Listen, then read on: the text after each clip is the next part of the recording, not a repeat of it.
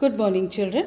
Today we are going to do experiment 8A, which is the human brain. It has to be done on page 17 in your journals. Now, when you look at the human brain, it is made up of one large part on top called the cerebrum. It's made up of a smaller rounded portion at the base called the cerebellum. There's a swollen part here called the medulla oblongata or just the medulla, which extends downwards as the spinal cord. The brain being a very important organ in the body and having numerous very soft folds, the brain is enclosed in a brain box or a cranium or the skull. Now, the brain is divided into two halves. Each half is called a hemisphere. So you have the right hemisphere and the left hemisphere. The right part of the brain controls the left side of the body. The left side of the brain controls the right part of the body. Now the brain has two parts that will be labeled for your exam. This large part on top, A here, is the cerebrum, cerebrum.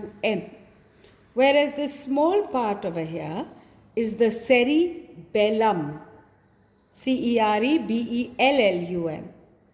Here the swollen part is called the medulla and then it extends downwards as the spinal cord. So 4 parts that are there, only 2 parts will be marked for the exam.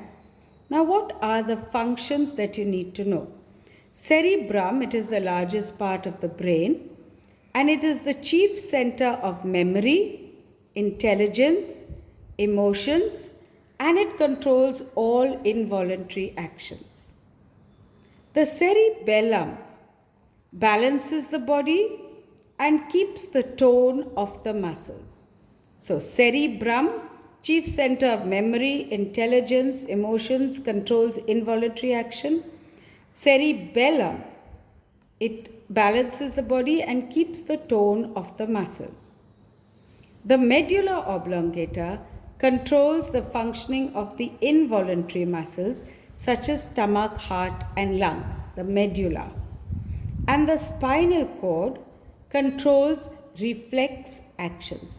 That is, reflex actions are actions at the level of the spinal cord which do not reach the brain. So these are the 4 parts. For the exam, you will be given part A, cerebrum, and part B, cerebellum, and you have to learn the functions of these. I do hope you have understood this experiment, children.